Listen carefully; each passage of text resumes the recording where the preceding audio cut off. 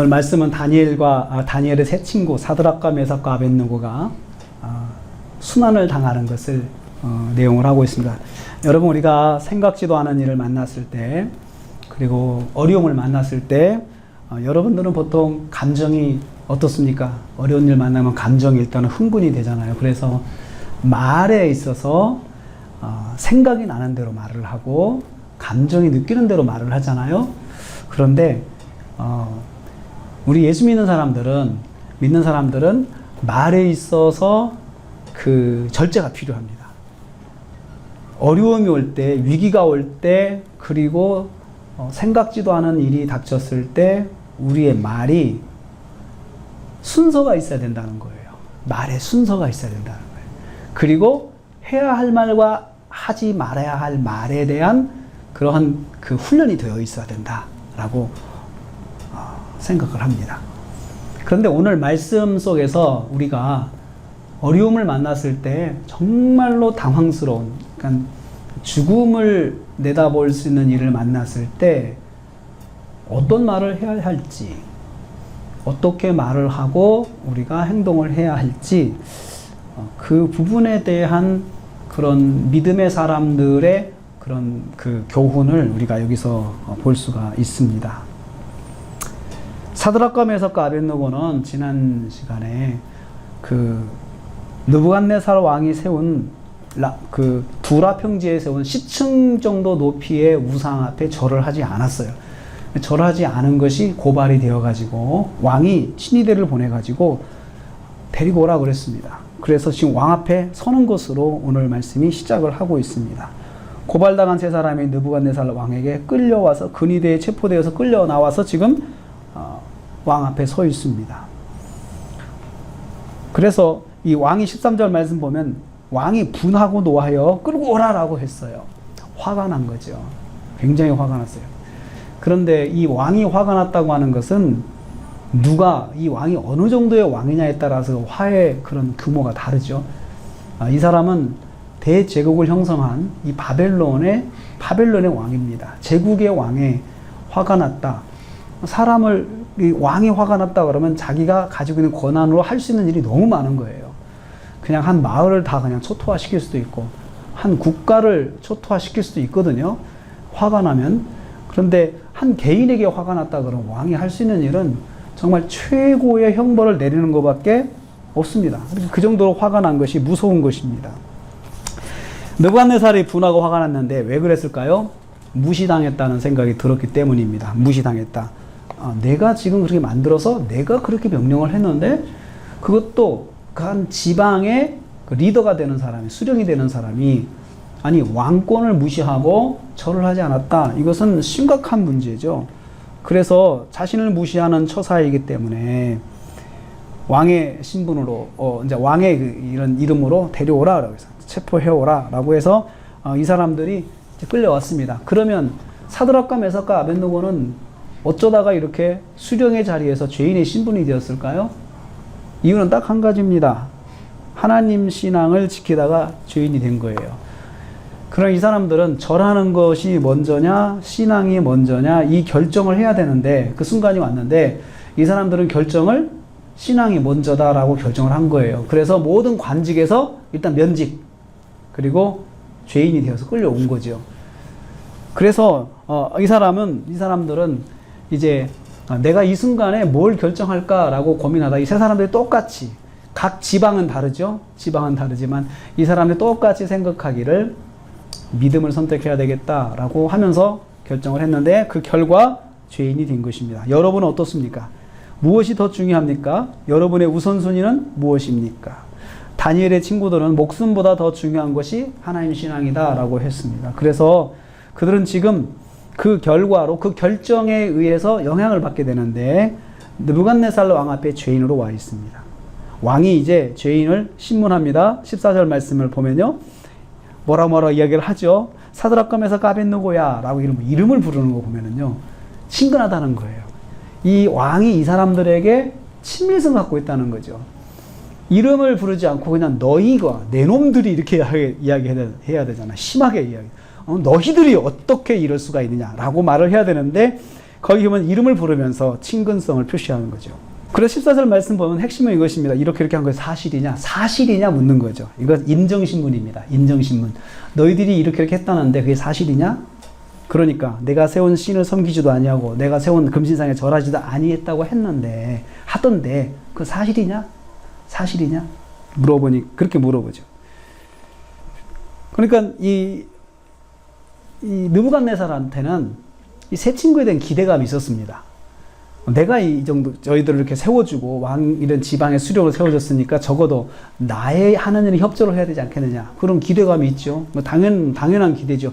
그러니까 내가 금지상을 세웠으니까 내가 세운 금지상에 대해서 이 사람들이 존중감을 표현하고 그리고 나 이 금지상에 예배하고 절하지 않겠느냐라는 기대감이 있었습니다.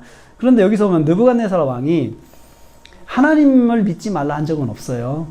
하나님 믿지 말라 한 적은 없고 하나님 믿는 신앙 가지고 있어라. 그런데 내가 금신상을 세울 테니까 그 금신상도 존중을 해줘라. 이게 느부갓네살이 원하는 거예요. 그러니까 느부갓네살의 사고방식과 사드락과 메삭과 아벳느고의 사고방식이 다른 거예요. 느부갓네살은 하나님을 찬송했어요. 찬양했어요. 인정을 했어요. 그렇지만 자기가 가진 신앙 그대로 지켜나가는 거예요. 이걸 다원주의 신앙이라고 하는 것입니다. 그러니까 하나님도 믿고 하나님 믿어요. 그런데 그 앞에 가서 찬송도 해요. 그런데 내가 가지고 있는 그 우상의 신앙 그것도 중요한 거예요. 난 이거 가지고 나가야겠다 이거예요.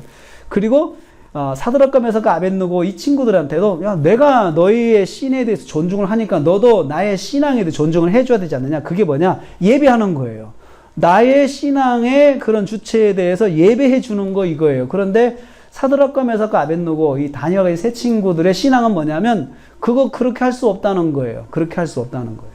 이게 하나님 신앙의 특징이에요. 그래서 이 가치관이 현대 사회에서도 부딪히고 있어요. 현대 사회에서도 이 종교 다원주의라고 하는 것은 그냥 서로가 서로의 종교를 존중하자 이거예요. 존중하자. 그런데 하나님 신앙은 그럴 수가 없다. 이게 성경의 신앙이에요. 그래서 왜냐하면 하나님은 유일하신 하나님, 최고의 하나님이잖아요. 그러니까 그냥 밑에 있는 신들끼리 통합하고 하나 되는 것, 이것은 자유예요. 그렇지만 그걸 하나님과 동급으로 놓으면 안 된다는 거예요. 그러니까 쫄병들이 대장하고 같이 놀자는 거예요. 그러니까 쫄병들 입장에서 손해볼 게 없잖아요. 얼마나 좋아요. 그런데 대장 입장에서는 손해보는 게 굉장히 많아요. 이것은 말도 안 되는 거예요. 대장의 위치를 세워주지 않고 같이 동일시 해버리니까요. 종교 다원주의 신앙을 갖고 있는 느부갓네살의 가치관에서는 당연히 요구할 수 있는 거예요. 너희들도 나의 신에 대해서 존중감을 표현하라. 그것이 이제 받아들이지 않기 때문에 화가 난 것이죠. 그래서 느부갓네살 왕이 다정하게 설득합니다. 그리고 엄하게 협박합니다. 15절 말씀입니다. 이제라도 너희가 준비하였다가 굉장히 다정한 표현이죠. 그 기회를 주는 거예요. 이제라도 준비했다가 음악 소리가 나면 이제 예배가 시작이 되면 너희들이 나의 신상 앞에 엎드려 절하면 좋지 않겠느냐 이렇게 설득하는 거죠. 왕이 명령할 수도 있거든요. 해라라고 할 수 있잖아요. 근데 그렇게 하지 않아요. 그만큼 이 다니엘과 세 친구에 대해서 느부갓네살 왕이 친근감을 가지고 있다는 특별한 애정을 가지고 있는 거예요. 그러면서 엄하게 협박합니다. 너희가 만일 내 신상 앞에 절하지 아니하면 너희를 즉시 풀무불 가운데 던져 넣을 것이다. 던져 넣을 것이다. 그 풀무불에 대해서 이 짧은 본문에서 5번 등장. 풀무불이라는 단어가 5번 나와요. 그만큼 오늘 본문의 사건에서 굉장히 그 중요한 위치를 차지하는 것이 풀무불이에요. 풀무불. 풀무불이 왜 중요하냐? 이 세 친구의 신앙과 풀무불이 아주 연관이 돼 있어요. 신앙을 지키지 않으면 풀무불이 이 친구들을 삼켜버릴 거예요. 그리고 풀무불은 이 신앙을 지키는 사람들에 대한 심판의 도구로, 느부갓네살의 심판의 도구로 너무나 밀접하게 관계가 되어 있기 때문에 5번 이야기를 15절, 17절, 19절, 21절, 23절 풀무불이 똑같은 단어 나오는데 거기서 수식하는 말이 중요해요. 맹렬히 타는 풀무불. 19절 말씀에는요. 그 풀무불을 뜨겁게 하되 평소보다 7배 뜨거운, 그러니까 더 뜨거운 풀무불. 풀무불이 가지는 의미는 굉장히 뜨겁다는 거예요. 근데 제가 이 풀무불에 대해 소개할 때 지난주에 도자기를 만드는 로라고 이야기를 했죠. 보통 고대의 도자기 만드는 로의 온도는 1200도. 그러니까 1200도에 7배면은 엄청난 온도죠. 그 정도로 더 만들어라. 그렇게 해서 이제 그런 온도의 그런 풀무불이 나오는데, 풀무불은 처형 도구로 등장합니다. 그리고 이 풀무불이 가지는 의미는 들어가면 100% 죽음이에요. 회생이 불가능한 심판을 받는 것이 풀무불이다라고 이야기를 하고 있어요. 그래서 풀무불만 보아도 소름이 돋는 현장이죠. 그러니까 풀무불이 가까이에 있고 그 앞에서 느부갓네살이 심판을 지금 하는 것인데, 풀무불을 보면은 소름이 돋고 신앙을 지키자니 풀무불이 보이고, 풀무불을 도저히 거절할 수 없는, 이건 어떻게 떼낼 수가 없는 상황이 된 거죠. 굉장히 저는 무섭고 떨리는 자리라고 생각을 해요. 여러분도 그런 경험이 있지 않습니까? 어떤 일을 만났는데 공포감을 느끼는 거예요. 위협을 느끼는 거예요. 그리고 그게 너무나도 가까이에 있기 때문에 더 사람이 공포감을 느끼는 경우가 있죠. 다니엘과 세 친구가 얼마나 두려웠을까요? 다니엘의 세 친구가. 두려움이 없었다면 사람이 아니에요.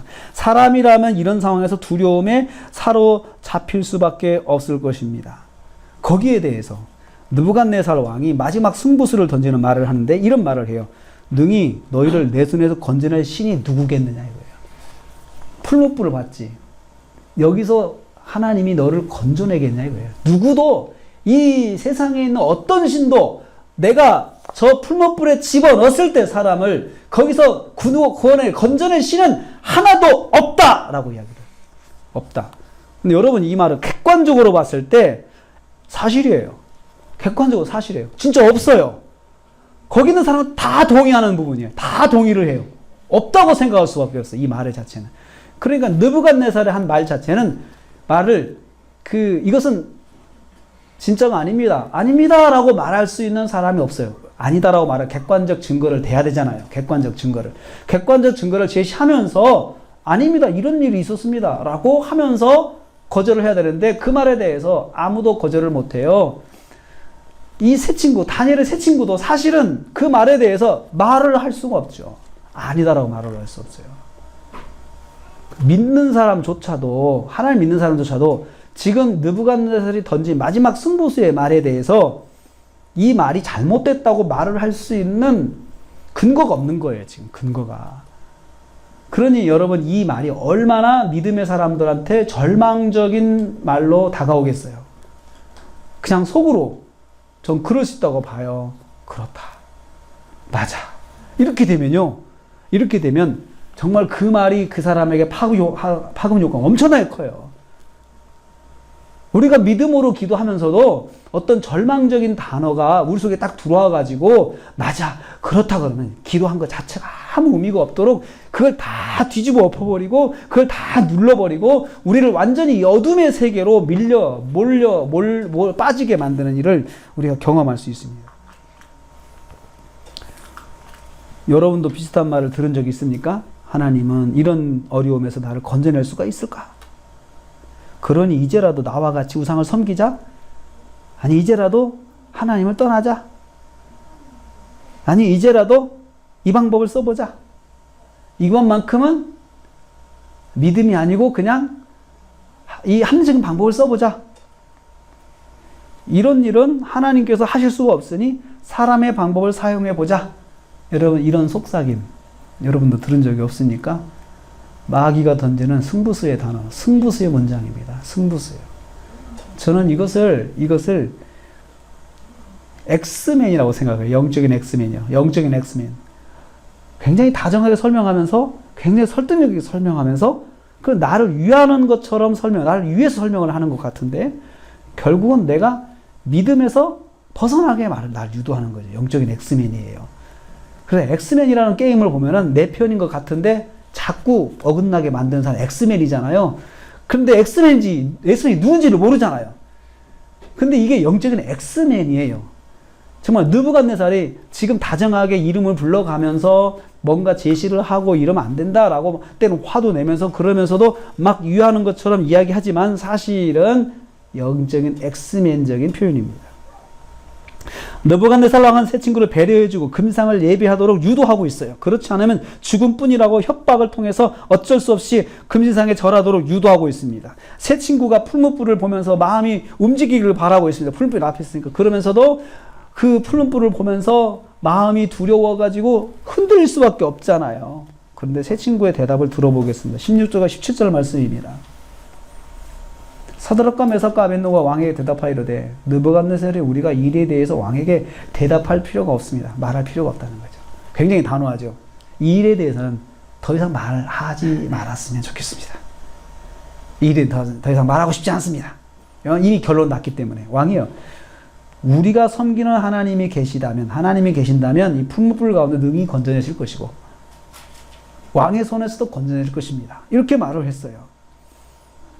굉장히 단호하죠. 여기 새 친구는 만일 하나님이 계신다면 우리를 맹렬히 타는 풀무불 가운데서 능히 건져내실 수 있다. 그리고 왕의 손에서도 건져내실 것이다. 그리고 하나님께서 풀무불 가운데서 역사해 주실 것을 선포했어요. 풀무불을 보면서 두려움에 빠진 것이 아니고, 물론 두려움이 왔겠죠. 빠진 것이 아니고 그 풀무불을 보면서 선포를 한 거예요. 하나님께서 저기에서 우리를 구원해 주실 것이고 왕의 손에서도 구원을 해 주실 것입니다 라고 그렇게 선포를 해버렸어요.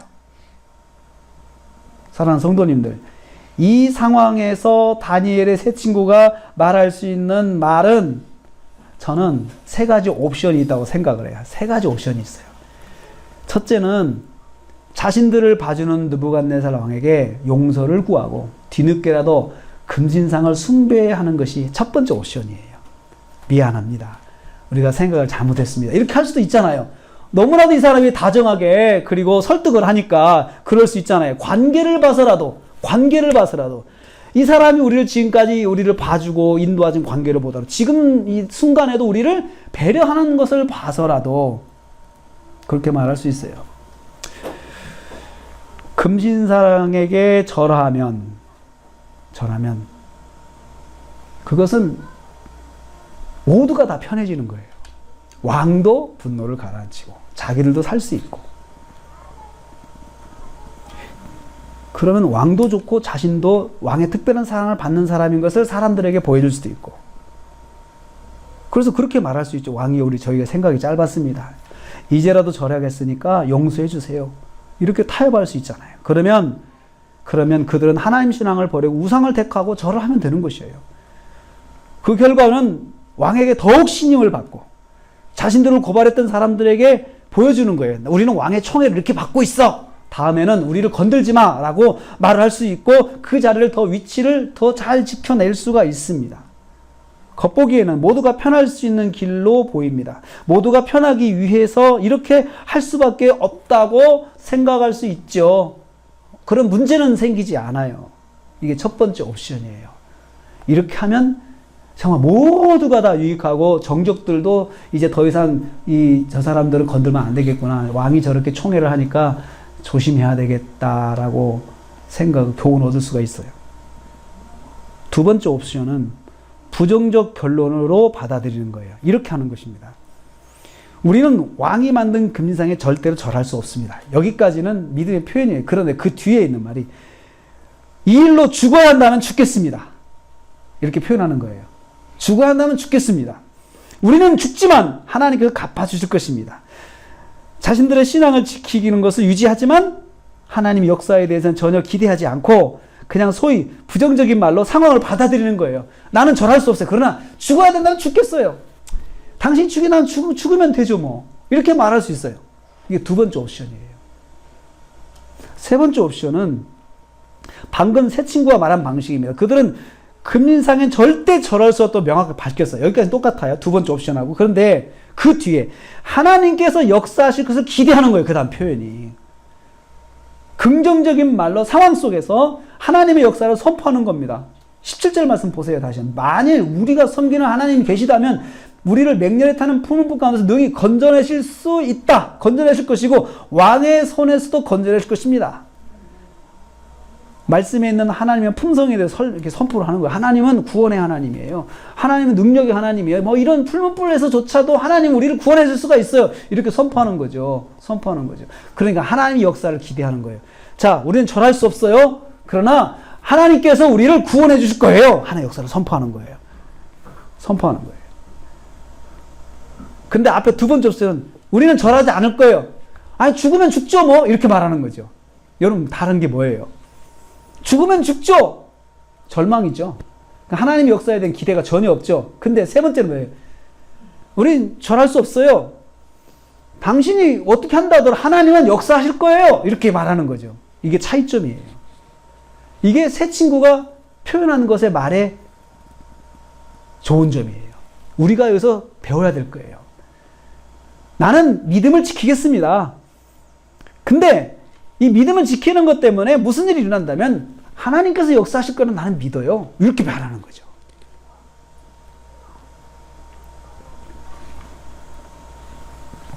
말씀을 근거로 한 믿음의 말로 선포하는 거예요. 하나님의 품성에 근거해서 하나님은 전능하신 하나님이야. 그까지 끝 정도 이건 하나님께 아무 문제가 아니야. 하나님께서 하실 수 있어. 이렇게 말을 하는 거죠. 그런데 그 선포가 너무나 황당해요. 황당해. 어떻게 보면 너무 황당하죠. 그 말을 듣고 참 황당하다 너희들. 아니 참 황당하다. 자 해보자. 얘들아 저기 있는 짐승 던져봐. 죽었어요. 사람 하나도 던져봐. 죽었어요. 자 다 죽지 다 죽지. 그리고 심지어요. 이 친구들을 불 속에 던지러 집어넣었던 군인들도 다 죽어버렸어요. 얼마나 불이 맹렬합니까? 얼마나 황당한 표현이에요. 그러니까 여러분 믿음의 선포는 듣는 사람이 황당해할 수가 있어요. 황당해할 수가 있어요. 그걸 감수해야 돼요. 거기 있는 느부갓네살과 거기 있는 신하들이 다 웃었을 거예요. 속으로 비웃었을 거예요. 저놈들 참 황당하다. 참 무모하다. 신앙은요.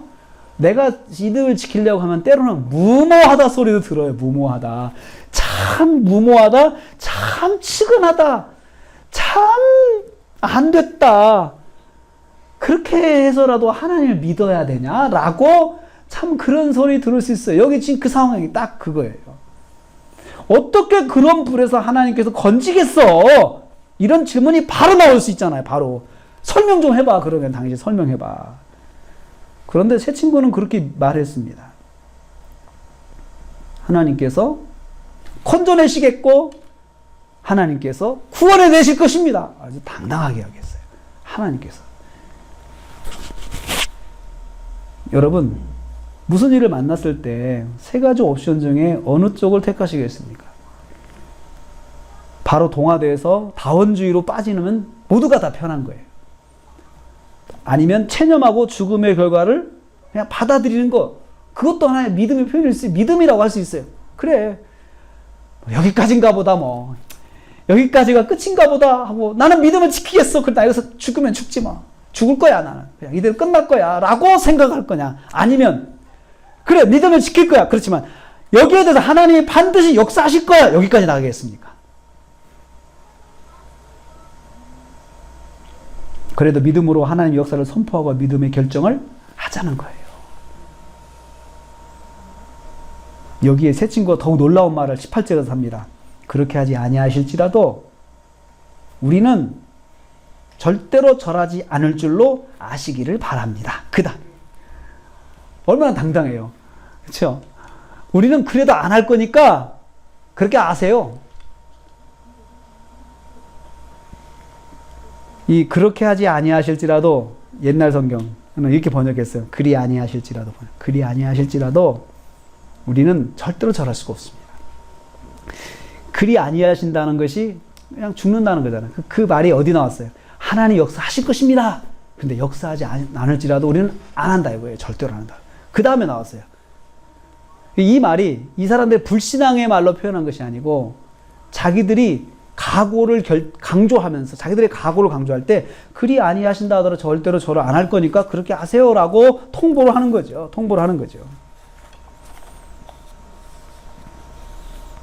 자신의 기대만 한 결과가 나오지 않는다 하더라도 나는 믿음을 지키겠다라고 하는 것을 선포했습니다. 맹렬히 타는 풀무로 자신들이 무너질 수 있다고 생각도 할 수 있죠. 그런데 자신들은 왕에게 달려있는 것이 아니고 하나님께서 하시기에 달려있다 이렇게 말하는 거예요. 사실은 하나님께서는 우리를 구원해 줄 수도 있고 그렇게 안 하실 수도 있어. 그런데 그것은 하나님의 주권이야. 그래 나는 하나님께 이렇게 해줄 걸 믿어. 선포를 먼저 한 것이에요. 새 친구의 단호함이 대단하지 않습니까? 자, 단호하게 표현했어요. 그 결과가 뭐예요? 상대가 설득되는 건 아니에요.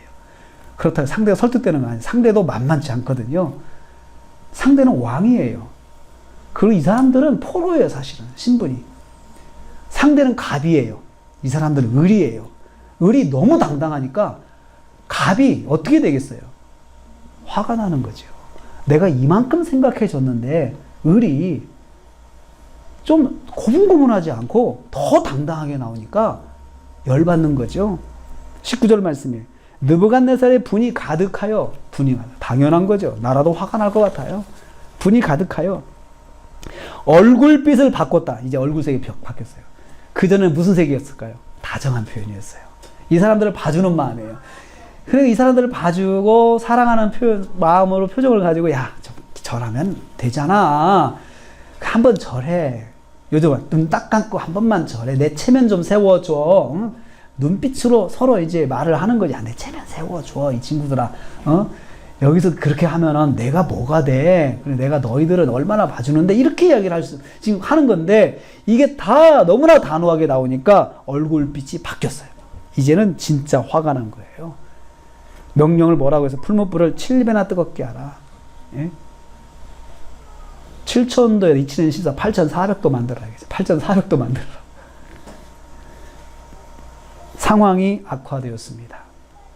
자, 세 번째 옵션을 선택을 했는데 상황은 어떻게 됐어요? 악화됐어요. 그러니까 내가 믿음의 말로 단호하게 뭔가를 결정을 했다고 해서 상황이 바뀌는 건 아니에요. 그것이 일반적이에요. 더 관계가 꼬일 수도 있고 어려워질 수 있어요. 오히려 처형 도구가 7배 상향 조정이 돼요. 그러니까 징벌이 7배가 늘은 거예요. 얼마나 뜨거웠던지 세 사람을 처형하는 집행관들이 타 죽어버렸습니다. 22절 말씀 보니까. 풀무불이 심히 뜨거움으로 불꽃이 세 사람을 붙든 사람을 태워 죽였다라고 했어요. 사드락과 메삭과 아벳느고의 믿음의 기대와 선포에 대한 결과는 실망스러운 것이었습니다. 풀무불에 던져졌습니다. 이제 던져졌어요. 그 결과 던져졌어요. 진짜 던져졌어요. 처형된 것입니다. 그들은 불 속에 들어갔습니다. 그들의 선포가 아무 도움이 안 됐어요. 지금 아무 도움이 안 됐어요. 20절부터 23절 말씀에 이제 그들이 처형되는 장면이 나오는데 여기에서 주목해야 될 게 동사입니다. 동사가 주목돼야 되는데 20절 말씀. 결박하여 던졌다. 21절. 결박하여 던져 지니라. 23절. 결박된 채 떨어졌다. 이렇게 표현했어요. 떨어졌다. 그러니까 20절, 21절, 23절에 지금 동사가 다 똑같잖아요. 결박돼서 던져졌어요. 다 던져졌어요. 그 말은 뭐예요? 확실하게 처형이 된 거예요, 지금. 여기서 살아날 생존의 가능성이 0%예요. 그리고 그 장소가 풀무불에. 그렇죠? 풀무불에 어떤 풀무불에 극렬히 타는 풀무불에 던져졌어요. 살 확률은 제로예요. 이 사람들은 100% 죽었어요. 그리고 이 사람들은 죽을 줄 알지만 믿음을 선택했어요. 이게 오늘 말씀이 하려고 하는 거예요. 죽음을 각오하고 선택을 하라는 거예요. 그래야 믿음의 역사가 나타난 거예요. 그리고 이 사람들이 보여준 선택할 때 하는 표현은 하나님이 역사하실 것이다. 이 기대를 가지라는 거예요. 여러분. 죽지 뭐 이렇게 하지 말고 그러면 하나님 역사하실 거야.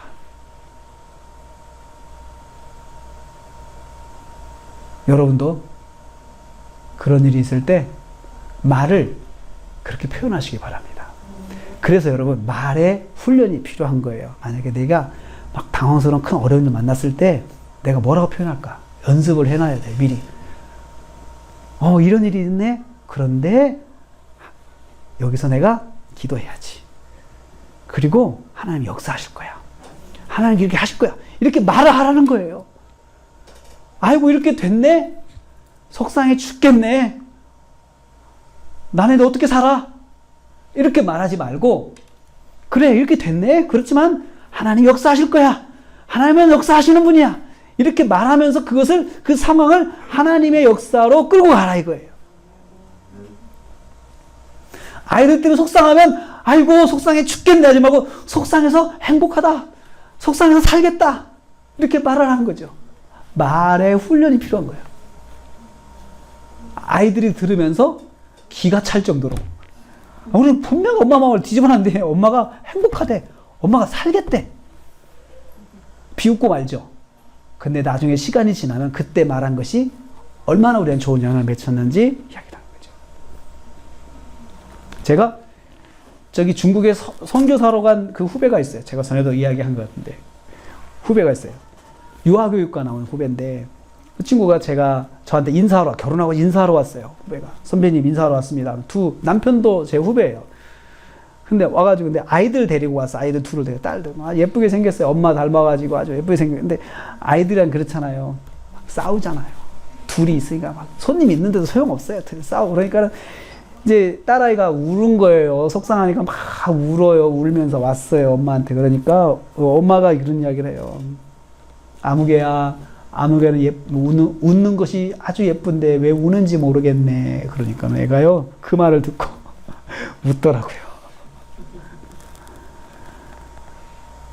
그래도 그 친구 그 표현이 지금도 잊혀지가 않아요. 거의 지금 뭐 20년 전의 표현인데 그 잊혀지지가 않아요. 그 친구 하면 다 그 표현이 생각이 나요. 자기 아이들이 싸우고 울 때 정말 믿음의 표현을 한 거예요. 긍정적인 표현으로 아이들을 붙잡아준 거. 너희들이 왜 이렇게 싸우냐, 손님이랑 이렇게 싸우냐 그러면서 막 화를 내고 그렇게 할 수도 있는데 그렇게 하지 않더라는 거죠. 여러분, 성도는 믿음의 소망을 갖는 그런 옵션을 선택해야 돼요. 우리한테도 세 가지 옵션이 항상 있어요. 동화되는 옵션. 아무 문제가 안 일어나요. 부정적인 말로 포기하는 거. 그쵸. 나는 절대로 난 할 수 없어. 그렇지만 안 되면 뭐 깨지는 거지 뭐. 이렇게 표현하는 방법이 있어요. 그쵸. 그런데 그렇게 말하지 않고 나는 믿음을 지킬 거야. 그렇지만 이런 일이 통해서 내가 이것 때문에 무슨 일이 일어나더라도 하나님이 역사하시면 난 믿어. 이렇게 표현하는 거죠. 그래서 여러분 말의 순서를 잘 구성을 해놔야 된다. 평소에 어떤 상황에 대해서 말의 순서를 구성을 해놓는 게 필요해요. 17절 19절에서 발견해줘. 먼저 결심을 재확인한 17절에 나는 하나님만 섬기겠다.